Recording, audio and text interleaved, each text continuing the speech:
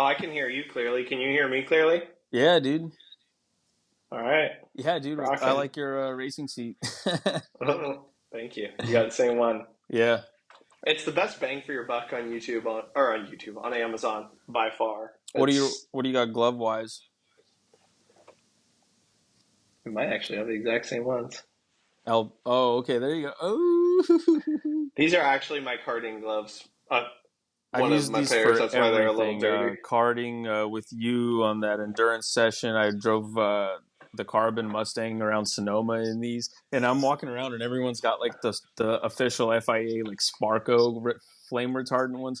And someone notices these, and they're like, "Are those karting gloves?" I'm like, You Yeah, like literally don't have no ask. idea who's like important or who's like a marshal, like because they would come down from like the main tower. The marshals would take off their vests and look like normal people, and like, I'm just like, dude, talking about Come like, try to get you kicked out. I yeah, actually was taught.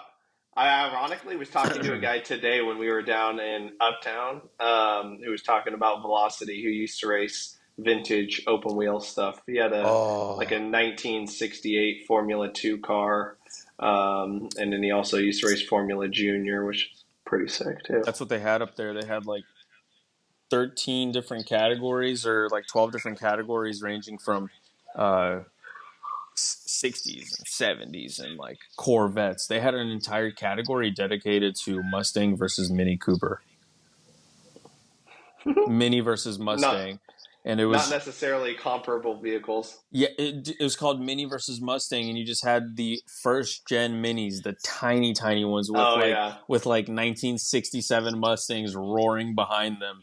And dude, it was wheel to wheel racing. I had my camera with me the whole weekend. I was shooting. I was shooting the entire weekend. If I wasn't driving, I was shooting. I bet that was so fun. I regret not going with you. Next There's year, always hopefully. this Well, year. actually, it's this year. Yeah, This year, this year we it's coming definitely up should fast, go. and I'm pretty sure they're doing it at Laguna. No, are they doing it at Sonoma again? I don't know because they did it at it was started at Laguna Seca, and then they did it at Sonoma. But now I think they're wanting to move it back to Laguna Seca. I still can't believe you got to drive. It's Sears Point, well, Sonoma, whatever you want to call it, is a crazy difficult track. I mean, It's that's repaved like, now. I drove it before the repaving. Like it was sketchy as fuck because you come across so turn so going up the hill as soon as you go under the overpass, you stare at the sky kind of, and you're almost like using the landscape to tell you when to turn because it's completely off-sided and it's like off camber too. So you go over the yeah. hill and it's like off camber kind of. You And the know, car gets so light, you lose dude, so much and grip. then you immediately land in the nest egg to immediately go back uphill again. It's two uphill sections and then it's like those long carousels. But dude, I think I was telling you last year I played on Forza like 1,000 laps. Before. Yeah, just to get a visual representation of what that track looks like, and I'll be damned if it's not pretty goddamn similar. The sim is actually unbelievable for that. Well, we'll jump into it in a minute, but We're before I clearly went both out and sitting in our sim race. I know, right? Well, you and I are both firm believers in the power of sim racing. You know, it's fun to watch all these big time people. Like, I mean, even take Max Verstappen, for example, who has become such a strong advocate for, Talked you about know, that in this. today's episode of on the show, like literally the episode that dropped this morning. I Max announced like a couple days ago that he after Formula One, he basically just wants to like turn sim racers into pros. He wants to like manage a team and like manage a company that just turns like racers into GT3 drivers and shit. I saw that Red Bull series that they did relatively recently on YouTube, where they took that guy who was I believe he's maybe on the Red Bull sim racing team, Mm.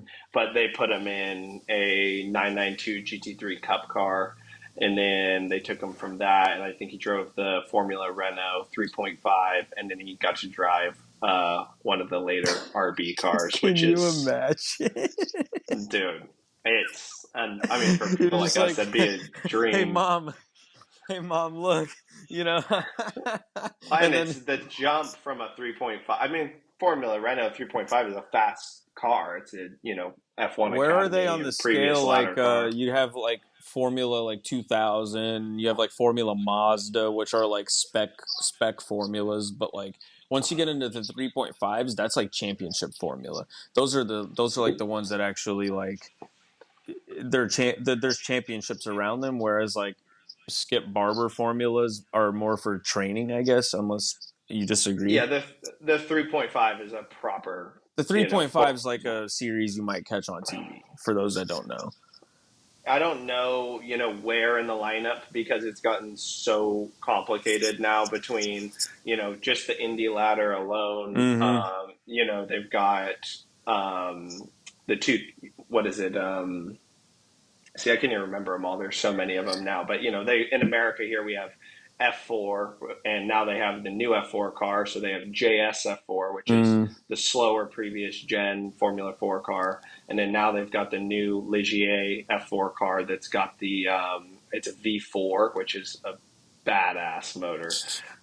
It literally sounds like a, prototype V8. It's Really? incredible, and it's much faster. And then they've got FR, which is our equivalent to F3, Mm-hmm. FR America. And then a lot of people are moving over to the IndyCar ladder because the IndyCar ladder, the traditional one, is really really Dude, expensive they to had to go make it up. so complicated. We grew up with GP2. It's like if you got to GP2, you were already you were a bad mother effer and speed, Yeah, and you were on Speed Channel, and the next thing was either Indy or Formula One. But now you yep, have so many F words, is what I call them. Like yep. I don't want to memorize them all. So is it one of the F words? Ah, okay, get them out of here. I can't even remember what it's called right now. I'm having a brain fart, but it's Formula they move up. Renault was cool because like that was Formula Renault. Renault was the feeder series for all the French pro drivers, which is about 40% of the marketplace of professional drivers are French. So Formula Renault was huge for a lot of these guys. And then Can you still see me right now? no, Oh, okay. Hold and on then one the second. British. You had the British open wheel championship, which was GP2. Um, uh, Now I just Where are you at? Oh, there you are. Hey, do you? I forgot to sorry. ask you because you're wearing the Red Bull shirt. Do you watch Super Formula at all? Because I think the season's going on like as we speak. I actually know a guy who I met who was originally driving an F4 and started to move up the ladder to FR, and then he went over to Japan and did some racing, and that's who introduced me to Super Formula. I didn't Dude, know that's anything about it, exactly but what we it's should be watching while we wait for Formula One because that off season like gives me anxiety. And then I was like, wait, why don't I just watch Super Formula? There's fun fact. They both ran Suzuka, and the Super Formula car was like 7 seconds off the pace. too. It's even I'm back to the sim racing thing. I absolutely love driving the Super Formula in the sim in iRacing. Fantastic It's cars. even the Super Formula lights. It's so fast. It's incredible. I would love to get to do a test in one of those, but that's How was your for the people at home? Tell them about your F4 or F3 test. What was it you did? it was F4. I'd love to get an F. So Next, I'll probably get an a lot of FR our car. fans race like go karts and have done some various form of go karting before. How does that compare to go karts? And I'm not talking like 6-speed shifter karts. I'm talking about what you and I race, Yeah. or what And you I and don't. I would race on a street level. Obviously, you've got a shifter also. Yeah, it's a crazy because it's become a big talking point, especially amongst the karting community and like lower tier formula cars. And I just remembered what it was. It's USF 2000 and USF Oh Pro, yeah. and that's the IndyCar ladder. But Yeah, you they kind of race have at all this, these Sebring and Road Atlanta and all that stuff. exactly. Yeah, yeah. And the USF series is far more We'll throw a expensive than link in going. that. We'll throw a link to Yeah, some of those championships on the in the description. absolutely. But that's kind of that ties into the karting question you asked. So you kind of have these two simultaneous, from my understanding, I'm by no means an expert, but you have these two kind of parallel ladders per se moving towards Formula One and towards IndyCar.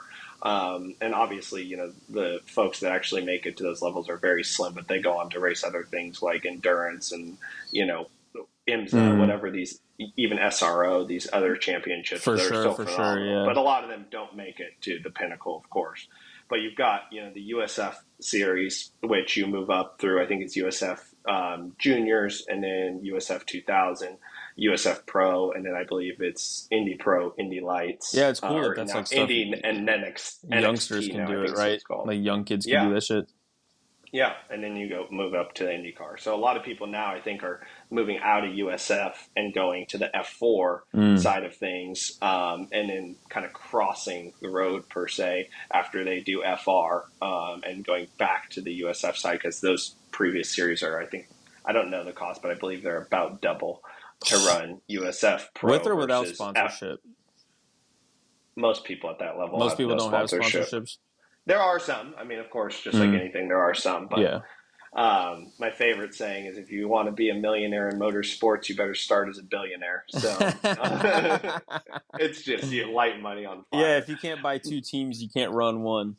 That's exactly right. But that's, to your question of going to the F4 side of things, a Yeah, lot of how is it? Yeah. people, it's amazing. I mean, a lot of people are now seeing their kids move from the karting side, and obviously that's been the ladder and progression for many years. But going up through the ranks through the karting, whether it be starting in an LO206 or a mini or a micro Swift, and then moving to the KA platform, which has become so popular. Yeah.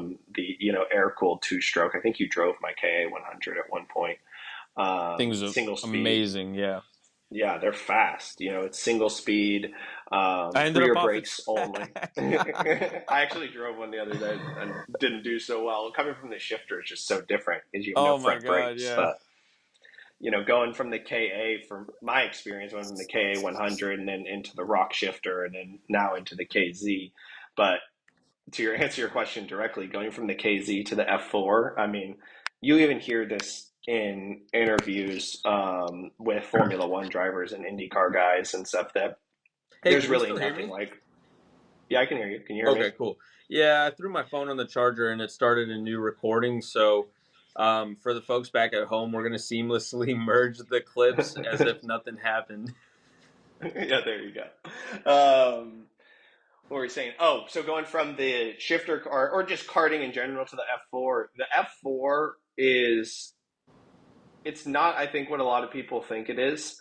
You know, you see, and even me, like growing up, I come from a motocross background and just love anything with the engine, but I have by no means a ton of racing experience. Like, I didn't get into a kart when I was 3 years old, like a lot of these kids have. I unfortunately didn't get to do it till later in life, but there's not as much power in the F4 car as most people think there is. I believe it's Hold around that thought really quick. I'm going to make a tech. And we're back. I like you got the shirt on too. Yeah, thanks a lot, Official. man. So, yeah, karts versus F4. How are they similar? How are they different? Of course, I imagine the brakes are probably just, you've got go-kart brakes and then you have like head against a wall.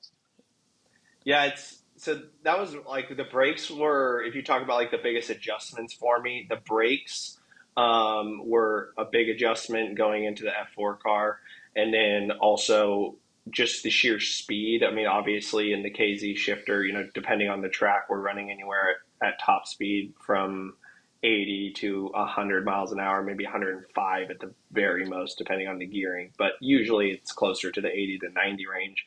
And you move up to the F4 car, and I have some experience in cars. We've taken our GT3 RS out on the track a handful of times. I've been in Spec Racer 4. I've been in Spec Miata. Been in F4.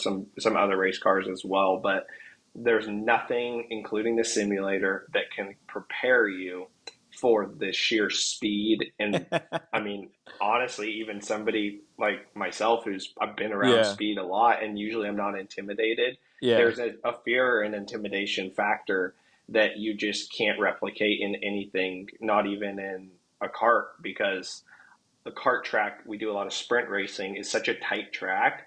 Surely we're accelerating, but hmm, it's not for, you're not carrying high speed for really long distance of right, time. right. And it's a lot, it's a lot easier, in my opinion, to have confidence. And a lot of it comes down to seat time too, but I have a lot more confidence in the go-kart than I do in the car. And so for me, that was a huge adjustment. Like even coming over, there's kind of like a off camber, like left-handed corner at Motorsport Ranch in Crescent. Oh yeah. I know exactly what you're talking about. I believe it's called Ricochet, but I'm not positive. I don't The know one all that's the kind of names. unsighted a little bit. Yeah, There's an so elevation change, and then you come over, and then you have yep. to take a left. It's on the 1.7. So you come down through the front straightaway, you hit that right-hander, and then that like kind of hairpin left, and then dip down. I think it's called Rattlesnake, and then you hit the double left and come up The through the double back. So left, yeah. you're coming up over that hill. I think it's Ricochet. I'm not positive though. And there's this like that alone, like I had so much fear in the first couple sessions because you're going through that, fourth or fifth gear flat out coming from the back, and it's an F4 car. It's not like it's a Formula One car, Yeah. but. Oh And I my don't know the god! But speed. I'm sure still, we're yeah. doing over 100 miles an hour, and the car is getting light and like starting to slide. And so, for me, the consequences are just so much higher. And the car, Yeah. obviously, you put the cart in the barrier, it sucks. A couple $1,000, which obviously is not great, but you put a carbon fiber Formula car in the barrier out into the rocks, and it's a different size bill. Dude, So. what? How quickly can you get the tires in the window on a car, on an F4 car? I'm sure How in quickly? two laps. Oh, 2 laps. You were able Well, to. I'm saying I'm sure once you get, a little more precision with it, Mm-hmm. again, a lot of this was my first Did you test kind of day take in it the easy? form. Yeah. I was taking it easy, especially, so I did 3 30-minute sessions. So I got an Oh, hour okay. and a half of total track time. So I got a good amount of track time. Yeah. The first session I went out, I was warming up the tires for like 7 laps because I was just still getting used to the brakes, getting used to the power shifting. Like, I'm pretty sure it's got rev match on the downshifts. And so it was even adjustment for me Mm. timing the downshifts with the braking, even with as much, experience as I have in Yep. shifter carts and Using both feet and all cars and that stuff. stuff. Yeah. And it's just like the downshifts are so aggressive, even in that little K series motor. Mm-hmm. And so, sometimes I'd find myself over slowing and then downshifting, and it was like jerking the car forward because the rev No revs match. at all. Yeah. Just different things like that were adjustments for me. But towards the end of the day, I ran like a 113 on the 1.7, which is pretty comparable to a lot of their F4 guys from my understanding. That's great. Yeah. That sounds like a great I think time. they run around like 112. So Okay. I definitely got confidence as the day A went on. second off But the pace is not bad. I believe they run around 112. Yeah. So someone can fact check me Anything on that. within that But window is great. so, it just takes a lot of confidence in getting the tires in, and, finding the limit on a car is a lot different than finding the limit on a kart because things change rapidly at 120 miles an hour, Mm-hmm. going through corners. And the F4 is unique because it doesn't have a lot of downforce. Yeah. It has a little bit, but the F4 is mainly mechanical grip. Just working the tires and working the brakes. Yeah, and it's got huge tires, and so it's got a ton of mechanical grip. Um, and so through some of the high speed corners, like surely you're getting a little bit of downforce. Yeah. But I had one corner that I was probably, I think I was fifth gear flat, and the back end, I must have put a little too much front into it, and it just like, and dude, I puckered up big time. I mean, it's like Dang. it changes rapidly. And I actually didn't even spin out the car until the last quarter of my last lap in the last session. There was a guy in an older Formula Mazda, which we should talk about. In my opinion, one I of the love best Formula of the. Mazdas. Those Dude, little they're things are sick awesome. with the That's what 13B I think rotary. Skip Barber used to like exclusively run those for Yeah, their open wheel program. I believe so as well. Yeah. But they're a fast car. They're actually quite a bit faster than the F4 car. But long story short, this guy, he must have been relatively new. He just parked it into that chicane section in the beginning of the track. I think it's turn 1 and 2. On the racing line? He stopped, and so Oh I was my coming in, gosh. and I see him trying to look ahead, and I see him, and I freaked out obviously because he stopped in the middle of the corner.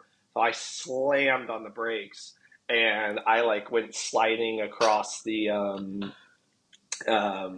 like the apex of the corner, Just completely the lost the rear. yeah, on the Uh, curb. I slid across the curb mm. and on against the bottom of the carbon, and I was like, No. ah! And I was like teetering on the curb. The car turned out to be fine. They're actually really resilient. I You can could buy imagine, one of yeah, because those. if you're gonna train on something, you got to make it bulletproof. Yeah, and carbon It's fiber like is the a lot stronger. T-38 of jets. You give 22-year-olds this NASA rated Air Force jet to train on. It's like, here, just go fly this thing until it breaks, and then when it breaks, you're ready for the F-16. That's exactly right. And the JSF4, like you can buy these things now for. I see them all the time for sale for like 40 40, grand. 50 So grand. Yeah, absolutely. I've looked into open wheel cars uncomfortably a lot.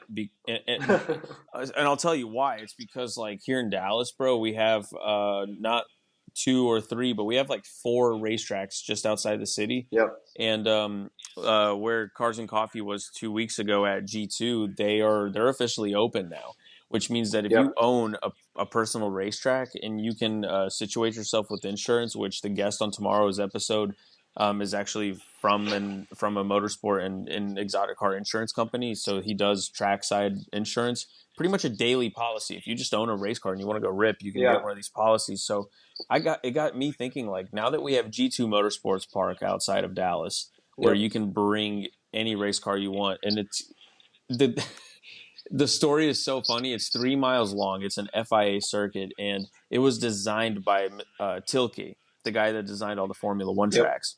It's crazy. Lou, the owner of G2, somehow commissioned this guy to design his dream racetrack just outside of Dallas. So I'm sitting here thinking, like, well, fuck. Or I'm sitting there thinking, shoot, dang, shoot. shoot, I can go spend 40K on an old F4 and just trailer it to G2 on the weekends to go Yep. play around with. Don't need to Well, register not the even just G2. We have Motorsport Ranch in Coda. Crescent. We have Coda. We have Motorsport Ranch Houston.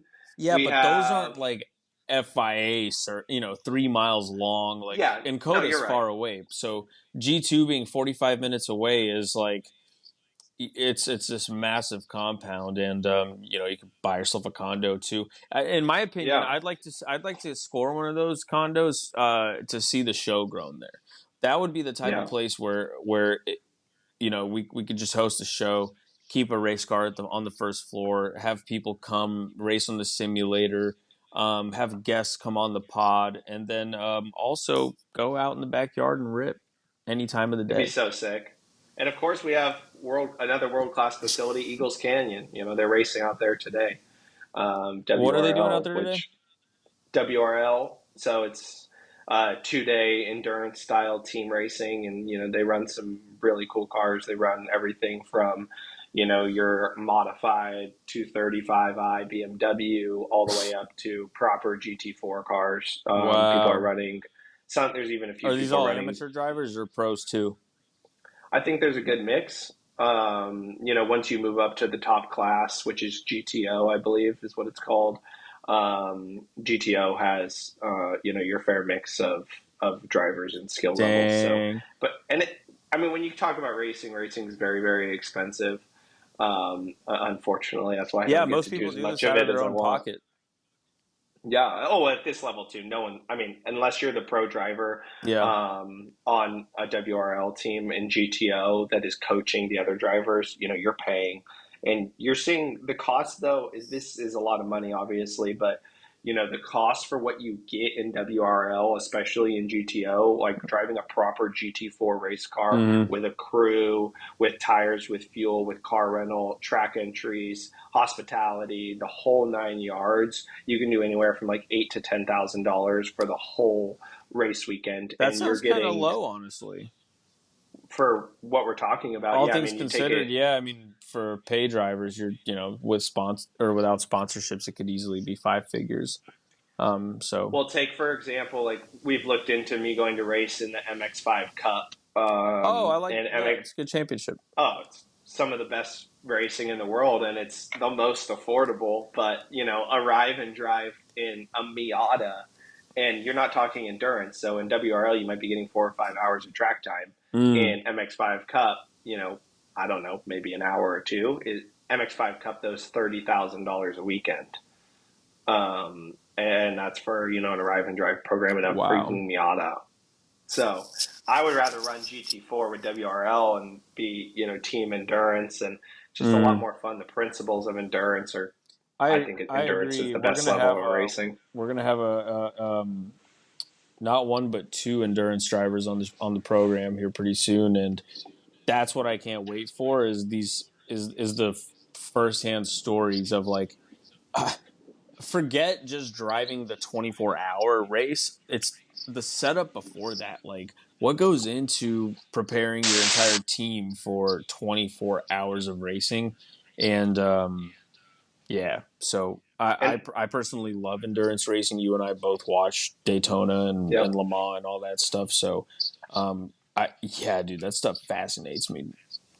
it's incredible. And I mean, I love the prototypes. I think the prototype racing is some of the best racing there is. GTD, of course, is cool, Mm-hmm. and your guests will be able to shed a lot more light on it. But what's interesting to me is that a lot of the guys in endurance racing, they don't actually get to test much. Our one friend who I actually do a lot of shifter kart driving with, I won't say his They kind of name, get but tossed into this stuff a little bit. yeah, they don't get to test as much as they would like. They have to fit into the team instead of the team kind of fitting into them. No, in like Formula One, in Formula One, everything is structured around Absolutely. the driver, whereas in Yep. prototypes, people don't know this. I think to your point, it's like you're getting paid to drive the car, but Yeah. there's a whole another like the team's already been doing stuff in the background, and then you show up kind of like an actor on set, like, all right, what are my lines, Yep. I learned my lines, Absolutely. let me read my lines, and then the producers go and edit the movie later. You're exactly right. And, some of them, of course, and it depends on everyone's situation is different, but Mm-hmm. some folks, only run a few races a year. And so, like you said, they're plopping into different teams, or maybe they pick one team and run with that team for the year. And then Mm-hmm. the next year, they're going on to a different team, but they're one, not testing very much. And two, like you said, it's not built around them because you have people of different license grades Didn't consider that. in endurance racing. So you have a gentleman who's on the, or a female for that matter, who's on the team who is a bronze. You have somebody who is a silver, and then Mm-hmm. I believe the highest tier is a platinum. Platinum, So yeah. you have people coming from different backgrounds of skill set, of seat time, of test days. The folks who are the professional, they're all professional, So but the with highest tier Lamar, of drivers. so I'm really glad you just brought that up as far as the licenses, because Le Mans is just around the corner, as you know. So for the folks back at home, when you guys see those cars like flying by, you might notice like some say AM and some say Pro. Mm-hmm. That's basically what we're talking about right here. Is the Yep. level is your level as a driver, of what you basically achieved in motorsport. Like if you're a pro driver, you might be one of these platinum drivers racing for Porsche as a manufacturer, Yeah. or you might be like you and I if we hit the jackpot and And you got we got be millions a of dollars. bronze. Yeah, we got millions of dollars to play with. We go get our racing licenses, and we pay a company a lot of money to be their driver for the 24 hours of Le Mans. That Yep. race being the pinnacle race ever, you you're basically having to outbid another big rich guy, and so it's just I a don't. Yeah, I don't even want to speak to Le Mans because I don't know. Your folks that you'll have on here in the next couple of weeks will tell you a lot more about it. One of them I know has raced at Le Mans, but I don't know if you have to win a ticket per se through Petite Le Mans and through the IMSA series, and you're I placing think there. And everything's for sale. Everything has a dollar price. There was because in racing, it I does. mean like Patrick Dempsey, right? Good One example. Actually, a pretty skilled driver, but yeah, amazing actor, amazing driver, but like the guy's not a platinum driver. no, But he's able to race at Le Mans, and I think that's because he probably paid a pretty penny by entering his own team that he owns, Dempsey Racing. So it's like in that kind of situation, I guess if you really, really want to write checks that large, you can end up racing at Le Mans, yeah. having no background in racing whatsoever.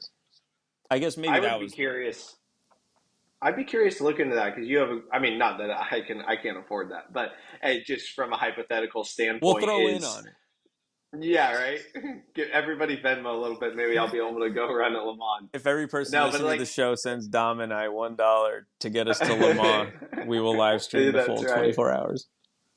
I would even love, I mean, at one point in my life to run something like a Sebring 12 hour or something like that, but probably the only level of endurance racing that I'll ever get to do is WRL. But I'm hoping this year in Mm. the 25 season is get to do some WRL stuff. They're going to Well, the Daytona, they're going to AutoTalksUS, the Sebring. pod will sponsor you for sure. There we go. I We'll got to pick absolutely up my sponsor skill you, and sets. all of our listeners. We'll you got to just have like a little QR code on the side of your car, There you go. I so we can appreciate all that. donate to the race fund. I'm going to focus more on the karting stuff this year, and Tires are not cheap. no, I think a set of tires on the LMP2 is probably like $4,500. Oh my God! Speaking of that, I don't know. They'll tell you about it. I was just editing a bunch of old WEC photos from 2020 when they did the 6 hours of Le Mans or the 6 hours of Lone Star Le Mans at Coda. I was there for the full 6 hours back at with the paddock pass, and I shot. I was walking in the pits at Coda. I was just walking, and then right in front of me, I just stumbled upon a set of Toyota prototype wheels, like a full set, tires on wheels, and with the nut on them, and Expensive. they're just laying there right in front of me, and I'm like, whoa, these are awesome. They have like the chalk writing. It's like left front, right front, Yep. rear left, right passenger left. And I'm just like, these are sweet. Like they came off of the Kobayashi car. Like I guess during qualifying, they swapped them out, brought them out That is back, like sick. rinsed them off. They were Yep. polished and clean looking. I'm just like, yo. So naturally, me with my camera, and so I was editing that picture. Absolutely. It's just a cool shot of of four Michelin prototype tires. These things are so cool because it's a two-piece wheel. And I guess when I Googled it, actually, I took a picture and I sent it to ChatGPT, and I was Yep. like, hey, There you go. what car are these off of? And it's like, oh, it's the prototype, Toyota LMDH, and it says like the inner portion of the wheel is made out of magnesium, and just like, fuck yeah, like that's so cool. They are probably, to your point, so expensive. Oh, I don't even know how much one wheel And the costs. tires, you can't get, they're Thousands of not off the dollars. rack either. Michelin has to No. supply prototype tires based by category. And they give you, Yep. and their own team has to air them out. Their own team has to, like, if you're running qualifying and you're like, hey, we want to change our setup, go down like 1 PSI, you're not doing that. They got to run a Michelin guy over. And I think this is how it works. They got to come and mess with your tire pressures themselves for scrutineering. I didn't even know that. But yeah, I know there were some changes to the rules this year in IMSA for tire pressure adjustments and like whether you're allowed to do it in the pit lane before warm up and different things like Which that. is But silly, I they keep the more and more regulations they throw at these teams. It's ridiculous. Like Porsche got hit with a BOP, the balance of performance thing, on because they were just too fast. It's like, what do you mean too fast? Why don't you motivate the other teams to be faster? Don't yeah. restrict Well, Porsche. Porsche's always. I mean, I'm obviously a little bit biased being a Porsche guy myself, but Porsche I think will always be one of the pinnacle, if not the pinnacle, of endurance racing. I mean, they're Those just GT3 they're. are whatever's are Oh what are they on now? What iteration the GT3 are on the well, endurance program? they're obviously moved to the 992 generation car now, and they make the 992 Cup, which is a great series for folks who have a little bit of disposable income. We've Mm-hmm. looked into that as well, just for Those are the customer Porsche curiosity. cars, right? The customer Porsche race cars. Yeah, GT3 Cup, Mm-hmm. and you can get into one of those for if you wanted to go race for a weekend with a big team. Some of these larger teams that run the Porsche Sprint Challenge and Super Porsche Cup. Cup, different things like that. Yeah, they run about $60,000 a weekend for arrive and arrive. Wow. But you can buy one of those. I think around a $300,000 price point. So in the grand scheme of race So cars, what you're it's saying is basically I got to sell a McLaren F1 and then take the yep. commission from that, and you and I basically do a team. We enter in a team for the 12 hours of Sebring.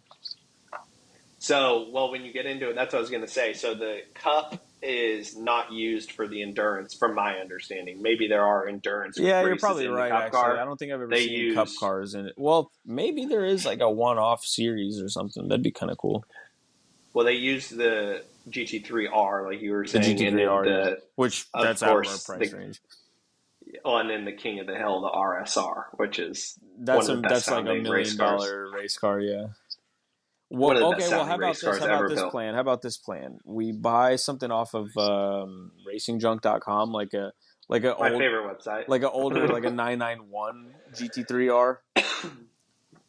Even a 991, I mean, talk about bang for your buck. Like, there was a 991 GT3 Cup car, had the Super Cup exhaust, like whole 9 yards, for sale for $120,000, which is cheaper than a GT3 RS. So if you're going to track it, you know, I mean, it will blow the doors off of a Yeah, the only GT3 problem RS. is just maintaining it. I mean, pulling the engine to do all the refreshes and Tranny too, straight cut gears, yeah, sequential, like just so much. I could just see it. And as it sits there, you feel so bad for these race tires. You got to pull the wheels off every time, and like so they don't flat spot. Just all this. The race cars give me such anxiety, but like at the end of the day, like I want them all.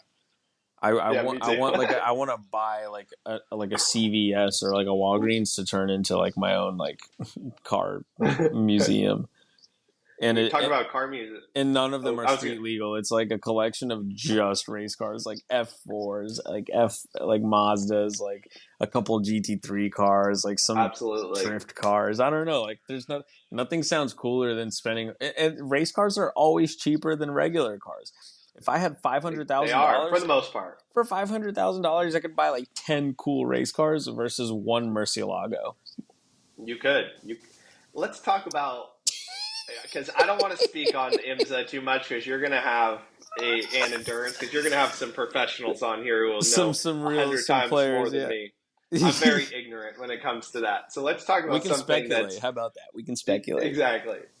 Let's talk about affordable race cars. I think that's Down, a fun topic. down. My cheapest, obviously, when you're talking about open wheel, the Formula Mazda, like we mentioned, Mm-hmm. 13B rotary, shoots flames, sick car, sounds great, Yeah. revs high. You know, you can buy one of those for $15,000 to $20,000, Are they that and that's a cheap? fast car. Yeah, Damn, I and did not know that. I put it into perspective. I believe F4 is running, 112, 113 at the 1.7 at Motorsport Ranch. Mm-hmm. A old Formula Mazda is running like a 108, 109, I Wow. think. They may even be faster. So, it's a fast car And for 20 grand. people always sell them with spares. They always sell them with like extra stuff that really does actually like it is pretty expensive stuff. When you go in, when you Yeah. buy like a used did you pronounce it a Ligier or a Liger?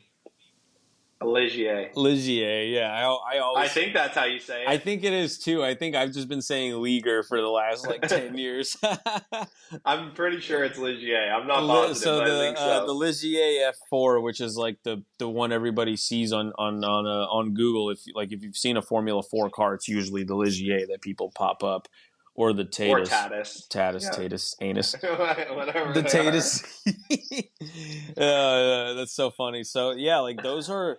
I mean, on Racing Junk, going back to just like used race cars for sale, you're talking like $55,000, and some guy's got like a full thing full of spares. He's like, oh yeah, I got two nose cones, I got a rear drive shaft, a bunch of tires, and you're like, really? And he's like, oh yeah, here's a data logger, and you're like, what? Like Yeah. you're giving me like $30,000 worth of crap basically for free. If I have a couple Yep. buddies like you and I, we don't need a race team. You, myself, and Yeah. just a couple other friends of ours, we can run these cars just because Yeah. we kind of already there. One mechanic. One It's mechanic fine. and like a guy who understands fluid dynamics and stuff, so that we can run the right oils and the right gas and stuff Yeah. like that. But as far as just the mechanical understanding, they're not complicated cars, and they're running Honda No. engines. Yeah. You know what I'm In the saying? F4, yeah, it's as long as you don't blow it up, because they got to be sealed. Unless you're not even racing, For then you don't care. regulation, right? Yeah. in theory, you could drop in a K Yeah, series if we're only and taking do it to whatever. like G2 on the weekends, as long as we can pass safety, who cares? Yeah, you don't need to have a And sealed data motor. I think logging, they're all about we don't need to run like the there's no activation zones anywhere for other drivers. We're not competing. The only data logging no, we would really do is just lap time, and then comms, so we could talk to each other while out yeah, on track. It's not a lot. There's kind of minimal tech no. too. And tires, a lot of the race teams around here will sell used tires from a race weekend that maybe have a couple sessions on them Mm, that, are not adequate for them to use anymore, yeah. but would be perfect for us. And I've been quoted prices on those tires at like $100 a tire. Like, I Really? mean, to put it into perspective on karting tires, a set of 40, my right? shifter 40, 50 tires bucks for a is, one. well, they're like 235 for the set of all 235 for four. this. So, Okay, gotcha. you know, F4 tires About for 60 200 bucks. to $400, or shifter cart tires for $250. It's like Yeah, a no-brainer F4 all day. absolutely. No, But so that brings up like the maintenance besides the fluids, the clutch, which if it's running like a Honda engine with a what is it, like a transverse transmission or transaxle, what kind of gearbox does that thing have? I don't know, Is so it a don't hold me clutch? to it. But Is it I'm is pretty. it does it use a like a regular clutch basically, like from like a, I don't know, like some kind of race, like a race clutch basically, like It's a discs? great question. We can talk about leaving the pits in a race car in a second because that's a funny thing. But I think literally I think it's a Sedev transmission. Or I think sacks or something. they're Sedev. You'd have Sadev, to look it yeah. up. Well, either But way, just I don't think it'd be too terribly insane to maintain something like that. We could get a couple race weekends out of one, and I mean, Well, you just buy one from a team that just put a fresh motor in it, and then that's fine. And then you change the oil. And the biggest thing that most people don't realize in race cars, even karting for that example, this is a lesson that I've learned the hard way, mm, is how important it is to nut and bolt the whole car or the cart every time you drive it, yeah. because every component is under so much force Oh, the shaky and loose, man. stress. Yeah. So, the thing that I've learned is when you go through your equipment and you clean it by hand with a rag and like WD-40 just to get all the grease off and everything, as you're doing that, you can simultaneously inspect each component, Mm, and see when things are cracked and broken, and hopefully catch them before they break. And yeah, obviously, when you're talking about race cars, especially at tracks that have concrete barriers, you want to catch things before they fail. yeah, dude. I had a scary, well, not really scary, but like it was kind of scary at Sonoma in the Mustang when you don't know a track first, so you're just like you're in a car that you know, but not the track, and like just kind of learning it. That back section where it's downhill into the carousel that goes really downhill. You're like Yeah. you're like at the top, and then you take a right to go downhill, which then has a Yep. left hand carousel that kind of feeds you. You run really wide. You know that section where you run really wide. Yeah, Um, and then the drag strip. yeah, exactly. So like Yeah. right there, oh, dude, I had no confidence in those brakes whatsoever. Even though they're six piston Willwoods, man, I remember like right before I went out, the guys did a little prep check. We did tire check, brake check. Everything was cool. But again, like just it's your brain telling you like you need to start slowing down. Like you're hauling dick. Like you need to start slowing down. That corner's coming fast, and you're like, like I mean, dude, like it's. Yeah, I saw the ad for these brakes, man. I know what I have. Yeah. I know what I have. But then I'm just like, but then the opposite. You get a little thing on your shoulder. A little devil's just like, yeah, but you've also seen them fail too, right? So I give them that little pump, and I'm like, okay, they're still there. And then I lean into them really hard, and like, yeah, that's you gotta have confidence in those situations, because I remember how Oh sweaty my yeah. my palms got so sweaty that inside the gloves I was just kind of like all over the place with the wheel. And then I was like, Igor, you got to lock back in, because then it's like the S. You go around that turn, then you could go downhill towards the S's, and so I Yep. just kind of bounced off the apexes. I think maybe like 90 miles per hour, like maybe 95 off each apex, and then kind of opened it up towards the final corner, towards turn 11. Turn 10, you have like the wall really close to you on the left, the pit entrance. And It's pit a entry. dangerous section of track, yeah. Yeah, right. Coming right out of the S it's like a tiny little notch, and then you have the pit entrance, and so like the pit entrance was almost like my braking marker for turn 11, and then turn 11 I kind of like look over, I see like my the people from Classic Recreations, like my team, like standing up there, just Yeah. like yo, and I'm just like around the hairpin, and then immediately out of the hairpin, that video that you saw just smashed the gas, and that fucking car had Oh yeah. 355s on the back. That carbon Mustang, Crazy. 355s, and the whole rear end just kind of squatted down, like just Oh, I bet. as the Great supercharger grip. grip. Yeah, it's like 700 of the wheels, no traction control. So as the rear settled, and then finally around turn 12 across the finish line, but like I bet that was a dream come true. 1967 Mustang hauling around Sonoma. It's like one of the funniest things that I just don't picture. Like it sounds hilarious to say out loud, and I looked on Instagram. I was like, I wonder if there's any videos from Velocity, but sadly I couldn't find any. It's a properly built race car, though, and that's the biggest thing that most That people was also don't the first realize. one. There was a lot of stuff that could have been done differently on it, and like literally, it's the prototype car. You and I shot it. Remember that video we shot of Yeah. it? When's that Hopefully coming? coming soon to YouTube 2 years Hopefully coming later. soon. I've Well, fallen off of thanks to the magic of editing, it's like 2 years and There hey you go. guys, Now AI it's editing. yeah, it's today, Junior. That's exactly right. But yeah, that was amazing that you got to do that. That's what a great What an experience. I'm sure experience! Yeah, we you'll need to go back to remember that Sonoma with forever. something else fun because that's a cool track, and now it's repaved. Yeah, I want to buy a race car, but it's the Dude, karting stuff's so expensive. I'm just focusing on that. are we going to Monterey Car Week? We should. We should, man.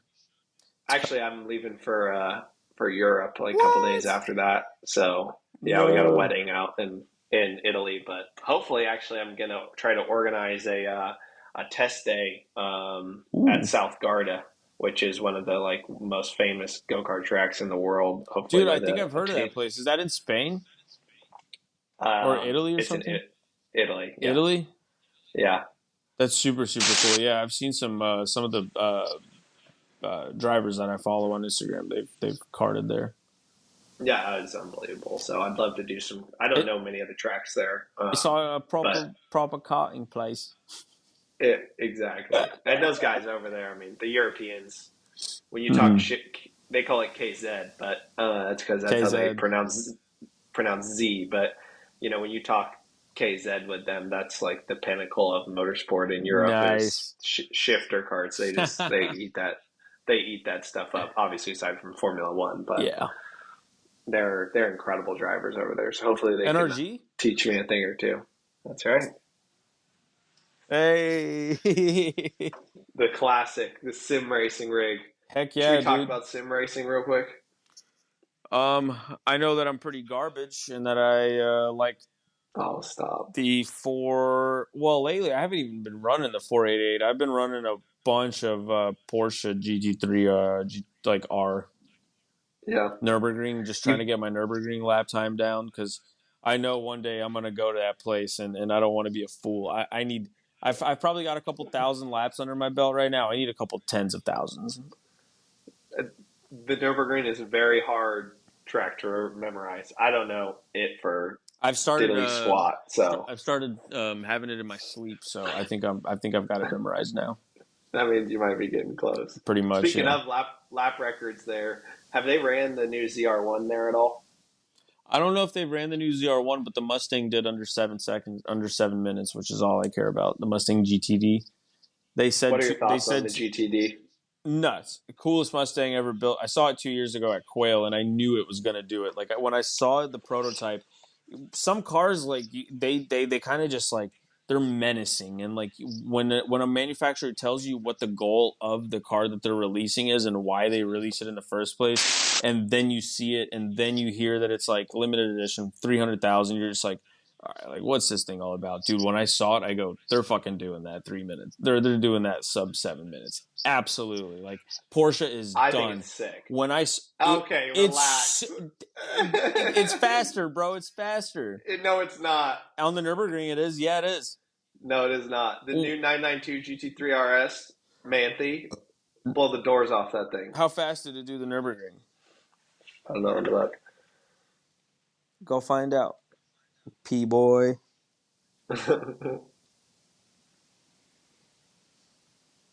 People.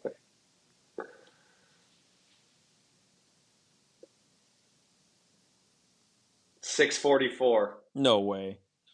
Yes, bro. No, it didn't. Yes. Fourth fastest road legal production car around the ring. What?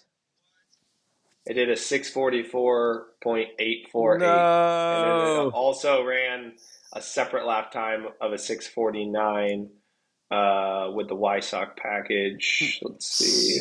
Dang. Well, actually, no, those were both same. So just different drivers, it looks like.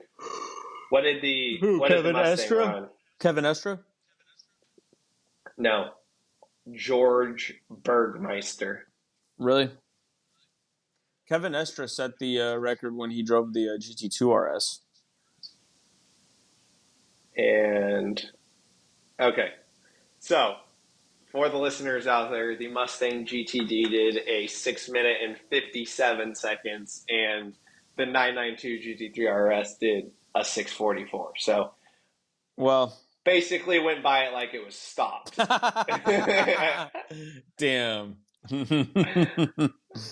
Yeah, it's still right, badass. though. The GTD is sick. I mean, it's just still badass. cool. I'm as an American, you know the Mustang won Daytona, right? Like 2 weeks ago. That's the Mustang's. It's the street legal version crazy. of that car. It's the street legal version of that car, and so like everything Ford said it would do, it did. It beat the 7 minutes. They won Daytona. Like the next stop is Le Mans. They're running 3 teams at Le Mans. Ford won in the 60s. They won in 2016 with the Ford GT when it came out, and now the Mustang is racing Le Mans. If they win at Le Mans, they get the Triple Crown. I'm excited for them, and obviously, as an American, it makes us all proud. It's for sure, dude. I'm not a Mustang fanboy, to win the but GT it's a category. sick car. Yeah, dude. In the GT category, to win at Le Mans for an American manufacturer is a big deal because I think Corvette also did it. So yeah, Ford did it with the GT, Corvette, Dale Earnhardt with the Corvette in like 2001, I think.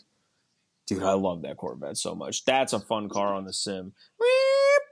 Oh, actually, no, it was a 6-speed. The old one or the new one? The old one, the 2001, the one that Dale Earnhardt drove. It was a manual. Oh, it's so dope. Exhaust out the sides, like because it had a that's like a dog box. It's almost like a Trans Am car. Dog box H pattern, like straight cut H pattern. Super super cool. Sick. Just absolutely sick. We should we'll see. We're gonna just have to see what Ford can do. We shall see, bro. Hey, so when are we simming? We need to soon. You should get you should organize a AutoTalksUS sim racing on the Discord race. Yep, get all the listeners, whoever has a sim rig, and let's have a race. And easily. Then maybe you do a free race to DKC Comment or something for the winner. If we should do that, and for those back, or do a purse. For those Everybody back at home, like if $20. This video gets, if this episode, let's say, gets like 1,000 listens, I'll organize a 20-person grid, grid with a purse, a purse for the winner. Yeah, we'll do a small buy-in. That way, we can donate to charity. Whatever. There you go. I like that better. Yeah, whatever good causes that we decide on. I guess 20 slots for the grid. Probably do something cheap like $5 or $10, and then we'll just donate everything to a charity after the race. I think you should actually do that. That would be sick. No, 100%. I can get quite a few people. Now that we're gonna speak it into existence. Now that it's on the pod, and we'll probably I guess when people are listening to it, it's gonna be, I don't know, sometime this week. Maybe you can get some of our pro driver friends on there to show us how it's done. That would be cool. I don't mind losing to a pro. I know a few of them have rigs, so that would be. Would it have to be? It'd have to be on PC, I guess, right? we all play on PC because iRacing is going to be by far the best platform for that. Absolutely, I agree. Well, since I don't have a PC, how about let's see. I'll find a rig. Or no, You no, no. could you can I'll find a PC and use my rig. There you go. I'll find a PC, dude. I think you can like rent a PC. I'll just download. I'll download iRacing onto like Best Buy's computer. There you go. At Micro Center, you're gonna be like, nobody bother me. Hey, I'm racing right if now. everybody donates $5, I can get myself a gaming computer to sim race with Dom. A lot of donation requests on here. We're buying an F4 car. I'm racing at Le Mans, I guess. Igor's buying a computer. Come on, it's hard out here with inflation and everything, you know. Got to do some more podcast episodes. Got to do some more episodes. Got to do more pod. Man, well, we didn't even get to cover all the things we wanted to. I but know I we should probably do something regular. Maybe just like hop on once a week for homie chats. Absolutely, I appreciate you having me on. And, for sure, dude. Thanks for letting me share. And, yeah, rig to rig, man. Talk.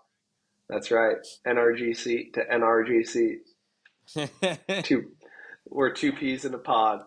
But yeah, no, thank you for having me on, Igor, and wish you the best with the show. I hope it blows up even more than it already has, and I'm excited for these guests that you have coming up here that know a heck of a lot more about IMSA and endurance racing than I do. So I'm excited. The storytelling is the reason why we're here. It's all about the guests and what you guys can bring to the program and the stories you got to share. Obviously, you know, it's really cool for us to hear from people that have driven race cars, and like your stories are just really cool. So happy to have you on, man. I appreciate your time. Congrats on being a father. Your first year in the bag. Yep, almost. Yep. Almost, yeah. So it's got to get her in a race car. I'm telling you, dude. It's like as long as she's better than Danica Patterson. Or Peterson, or whatever. Patrick. Close enough. Danica Peterson. I was like, I don't know who that is. Yeah, Danica Patrickson. Not Patrickson either. What did you say it is? It's Danica Patrick. That's what it is, yeah, Danica Patson. Shut up. So, yeah, anyway, good talking to you, Dom. And I'll holler at you. I can't wait to go racing with you again, man. It was really fun doing that endurance race last year. Absolutely. I would love to do it again soon. We will. See you, bro. Love it. Well, thanks, bro. Have a great day. You too. Bye.